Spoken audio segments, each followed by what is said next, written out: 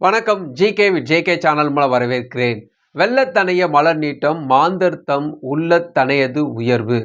ஒரு தாமரை மலர் இருக்கக்கூடிய குளத்தினுடைய ஹைட், அதாவது தாமரை மலருடைய உயர்வு எதை வச்சு பேஸ் பண்ணுறாங்கன்னா, அந்த தாமரை மலர் எதை சார்ந்து இருக்குதோ அந்த தண்ணீருடைய நீர்மட்டத்தை பொறுத்து தான் அதோடைய உயர்வு சார்ந்து இருக்கு. உங்களை ஊக்கப்படுத்தக்கூடிய ஒவ்வொரு விஷயங்களும் பார்த்தீங்கன்னா, உங்கள் உயர்வை நீங்கள் மேலே மேலே வரதுக்கான வாய்ப்பு இருக்குது. அதனால தான் இது போல் வீடியோலாம் உங்களோட ஷேர் பண்ணிகிட்ருக்கேன். எனக்கு ஊரை சுற்றி கடன் இருக்குங்க. நான் வாங்காத லோனே கிடையாது, வாங்காத கிரெடிட் கார்டே கிடையாது. நிறைய இடத்துல கடன் வாங்கிட்டேன். நான் வாங்குகிற சம்பளம் 20,000 ரூபா, ஆனால் 10 லட்ச ரூபாய்க்கு கடன் இருக்குது. இதை நான் ஒப்பிட்டு பார்த்தா என்னால் முடியுமான்னு ஒரு பயம் வருது. அந்த பயமே பார்த்தீங்கன்னா அடுத்த நாள் தூங்கி எழுந்தது கூட ஒரு ஏன்டா எழுந்து பொழுது விழிஞ்சிச்சேன்னு ஒரு பயத்தோடு தான் எழுந்துக்கிறேன். ஃபோன் எனி டைம் சுவிட்ச் ஆஃபில் தான் இருக்கும். வீட்டுக்கு யார் வந்தாலும் டேடி இல்லை சொல்லிவிடு, ஆள் இல்லைன்னு சொல்லிவிடு, இது போல் பொய் சொல்ல வேண்டியதாக இருக்குது. ரொம்ப அவமானத்து மேலே அவமானம் சுமந்துட்டு வரேன். விரக்தியாகவே இருக்கிறாங்க. என்ன பண்ணுதே தெரியலன்னும் பொழுது உங்களுடைய ஊக்கப்படுத்துறதுக்கான நான் வார்த்தைகள் மட்டும் சொல்கிறது கிடையாது. உண்மையாகவே உங்கள் உயர்த்தக்கூடிய நிறைய விஷயங்கள் உங்கள் வாழ்க்கையில் நடக்க போகுது. அதை பற்றி தான் இந்த வீடியோவில் உங்களோட ஷேர் பண்ண போகிறேன். ஒரு பெரிய கிராமத்தில் பார்த்தீங்கன்னா 2 மனிதர்கள் இருக்கிறாங்க. அந்த 2 மனிதர்கள் ஒருத்தர் யானையை வளர்க்குறாரு, இன்னொருத்தர் குதிரையை வளர்க்குறாரு. இந்த குதிரையை வளர்க்குறவர் அந்த குதிரையை இந்த பொதி மூட்டை சுமக்கிறதுக்காக யூஸ் பண்ணிக்கிறார். மலை பிரதேசங்களுக்கு போயிட்டு வர்றதுக்காகவும் அந்த பொதி மூட்டைகள் மூலம் வெயிட்டெல்லாம் எடுத்து போய் காய்கறிலாம் விற்றுட்டு வருவார், சாமான்லாம் விற்றுட்டு வருவார். இதுக்காக அந்த குதிரையை அவர் யூஸ் பண்ணுறாரு. ரொம்ப நேசிக்கிறாரு அந்த குதிரையை, ரொம்ப பழகிறாரு, ரொம்ப அன்பில் செத்துறாரு. அதே போல் இவரும் யானையை நல்லா வளர்க்குறாரு. அந்த யானையை கொண்டு இவரும் கொஞ்சம் சம்பாதிக்கிறாரு. மரத்தை ஏற்றுறது, அந்த வண்டியில் ஏற்ற சொல்லுவாங்களே, யானையை வச்சு மரத்தை ஏற்றுற வேலை, இதெல்லாம் செஞ்சு கொஞ்சம் சம்பாதிச்சுட்டு இருக்கிறார். அதே நேரத்தில் அதை ரொம்ப நேசிக்கிறார். 2 பேரும் தங்களுடைய மிருகங்களை, அதாவது தங்களுடைய பிராணிகளை ரொம்ப நேசிக்கிறாங்க. யானையும் நல்லா நேசிக்கிறாங்க, குதிரையும் நல்லா நேசிக்கிறாங்க. ஒரு முறை இவங்க காட்டு வழியாக போயிட்டு இருக்கும் பொழுது இவங்க தண்ணி குடிச்சிட்டு வரலாம் போயிட்டு வரதுக்குள்ளே 2 பேரும் மிஸ் ஆகிட்டாங்க. இந்த யானையும் குதிரையும் ஏதோ சத்தத்தை கேட்டு வழி தவறி போயிட்டாங்க. இவங்க 2 பேரும் தேடுறாங்க, எங்கே போச்சு இந்த யானையும் குதிரையும் தேடிட்டு இருக்கிற நேரத்தில் ஒரு நீரோடையில் 2 பேரும் தண்ணி குடிக்கிறாங்க. வந்த வழி தெரியல, தண்ணி குடிச்சிட்டோம், எப்படி போகுதுன்னு தெரியலன்னும் போது குதிரை வழி சொல்லுது, நம்ம இந்த மலை மேலே ஏறி பார்க்கலான்ட்டு 2 பேரும் மலை மேலே ஏறுறாங்க. ஒரு மலை உச்சியில் நின்றுட்டாங்க. அதாவது இந்த யானை குதிரையை வளர்த்தவங்க ஆப்போசிட்டில் இருக்கிறாங்க, எதிர்மலையில் இருக்கிறாங்க, இவங்க இந்த மலையில் இருக்கிறாங்க. இவங்களுக்கு இடையிலே பார்த்தீங்கன்னா ஒரே ஒரு மர களை தான் இருக்குது. எதிரில் இருக்கக்கூடிய குதிரை வளர்க்குறவர் குதிரையை பார்த்து சொல்கிறாரு, நீ வா, நான் உன்னை கைட் பண்ணுறேன், என்னை பார்த்து வா வா வா பாப்பான்னு சொல்லிட்டு அவருடைய சைகை மொழியில் அவருக்கு எப்படி குதிரையை கூப்பிடுவாங்களோ அதே போல் கூப்பிட்றாரு. குதிரையும் கொஞ்சம் ஃபஸ்ட்டு தைரியமாக தான் இருந்தது. சரி, வந்துட்டோம், நம்ம முதலாளியை பார்த்துட்டோம், நம்ம தப்பிச்சுக்கலாம், அவர் எப்படி நம்ம காப்பாற்றிடுவார் போகுது. கொஞ்ச நேரத்தில் நடந்து போகிற நேரத்தில் கீழே பார்க்குது. கீழே பார்த்தீங்கன்னா அகல பாதாளம், அவ்வளோ மலை, பெரிய உச்சி இது. அது பார்த்தோன்னே பயம் வந்துடுது. பயத்தில் என்ன ஆயிடுச்சு, காலில் நடுங்க ஆரம்பிச்சிச்சு. ரொம்ப நேரமாக நிற்குது, காற்று ரொம்ப அடிக்குது. அதாவது பயத்தில் என்ன ஆச்சு, அந்த இடத்துலையே ஸ்டக் ஆயிடுச்சு. அவர் ரொம்ப நேரம் கூப்பிட்றாரு, அவரை பார்க்கல. இது கீழே பார்க்க இன்னும் பயம் அதிகமாகவும், தப்பிச்சா போகுதுன்னு திரும்பி எங்கே வந்துச்சோ அப்படியே ஓடிடுச்சு. 2 ஸ்டெப்பு தான் எடுத்து வச்சுச்சு, அதுக்குள்ளே திரும்பி போயிடுச்சு.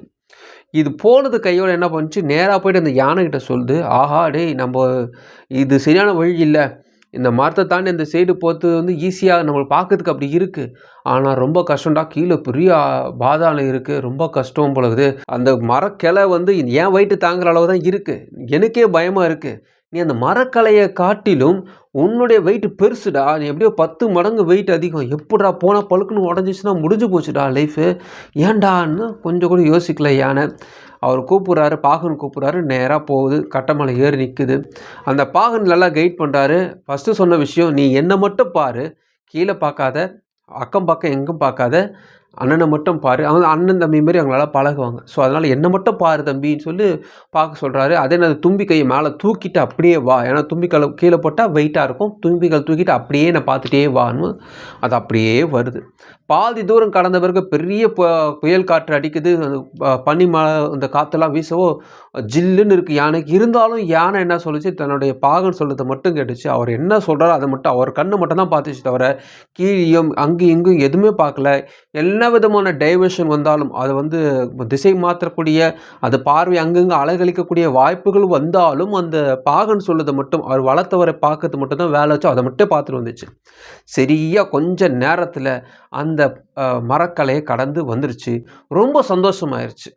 யானைக்கும் ரொம்ப சந்தோஷம், அந்த பாகனுக்கும் ரொம்ப சந்தோஷம். ரொம்ப துள்ளி குதிக்க ஆரம்பிச்சிட்டேன். இந்த சூழ்நிலையில் அந்த குதிரை செஞ்ச மாதிரி தான் நிறைய பேர் பயத்தோடவே ஒரு விஷயத்தை கடக்கிறதுக்கு பயப்படுவாங்க.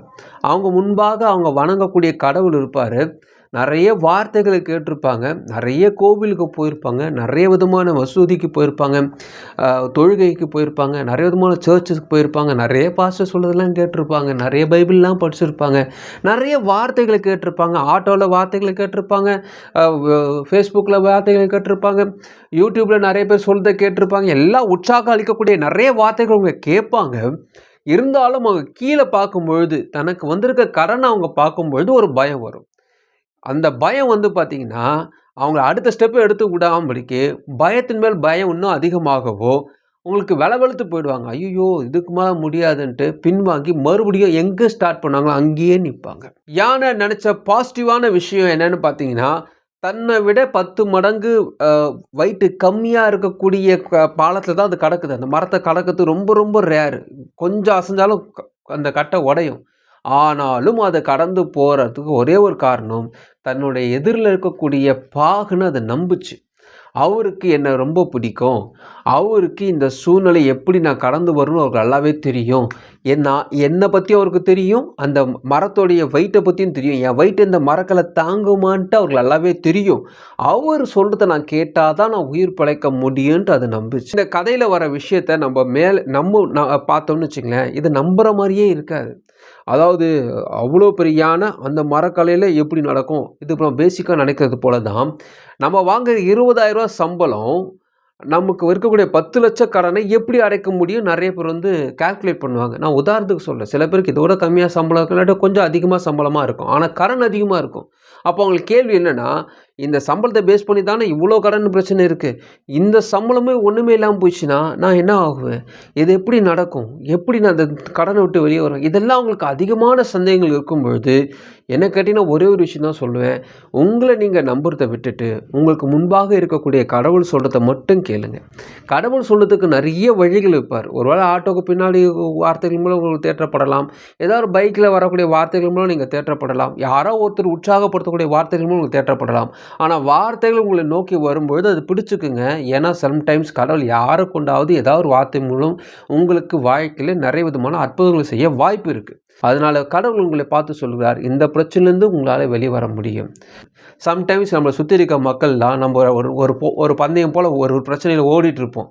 இங்கே கடன் வாங்கி அங்கே கடன் வாங்கி எப்படியோ அடைச்சி வாழ்க்கை ரன் பண்ணி ரீச் ஆகணும்னு ஓடிட்டு இருக்கும்போது இது போல் பயம்புறுத்தி இது இந்த தொழில் செய்யாது அது நஷ்டமாயிடும், அந்த தொழில் செய்யாது இது நஷ்டமாயிடும், அந்த வேலை செய்யாது நஷ்டமாயிடும், பார்ட் டைம் செய்யாத உடம்பு கெட்டு போயிடும், ஏதாவது சொல்லியே நம்மளை கடைசி வரைக்குமே டிவி முன்னாடி உட்காந்து 24 மணி நேரம் டிவியும் நம்ம மொபைல் நோட்டத்துக்கு டைம் கரெக்டாக இருக்கும். ஸோ அது போல் நம்ம மைண்டை மாற்றி பயங்காட்டியே வச்சுருவாங்க. நீங்கள் நல்லா இருக்கணும்னு யாரும் ஆசைப்பட மாட்டாங்க. நீங்கள் இப்படியே ஸ்டக் ஆகணும்னு ஆசைப்படுவாங்க. நீங்கள் கஷ்டப்பட்டீங்கன்னா உங்களை பின்னாடி பற்றி பேசுவாங்க, நீங்கள் நல்லா இருந்தாலும் உங்களை பின்னாடி பற்றி பேசுவாங்க. அப்பேற்பட்ட மக்கள் சொல்கிறத கேட்காம உங்களை சுற்றி கடன் இருந்தாலும் இதுலேருந்து நீங்கள் வெளியே வர முடியும். அதுக்கு ஒரே காரணம், உங்கள் காதுகளை மூட வேண்டும், எதிர்நோக்கி ஓட வேண்டும். உங்களுடைய கடவுள் உங்களுக்கு என்ன வச்சுருக்காரோ அதை மட்டுமே நோக்குங்க. உங்களுடைய உயர்வு பெருசாக இருக்கும். இந்த பிரச்சனை ஒரு பெரிய விஷயமே கிடையாது, இது நீங்கள் கடந்து போயிடுவீங்க. இது ஒரு மேட்ரே கிடையாது. நீங்கள் எதை பற்றியும் கவலைப்பட தேவையில்லை. 10 லட்சமானாலும் சரி 10 கோடி ஆனாலும் சரி இதெல்லாம் உங்கள் வாழ்க்கையில் இல்லாமல் போகும். அதனால் இதை பற்றி கவலைப்படாமல் ஓடிக்கிட்டே இரு, நான் கூட இருக்கிறேன்னு கடவுள் சொல்கிறார். தைரியமாக இருங்க, இந்த பிரச்சனையிலேருந்து மேற்கொண்டு வெளியே வருவீங்க. உங்களுக்கான உயர்வு பெருசாக இருக்குது. அதை மட்டும் நம்பியே உங்களுடைய வாழ்க்கையை ஓடுங்க. கண்டிப்பாக ரீச் ஆவீங்க.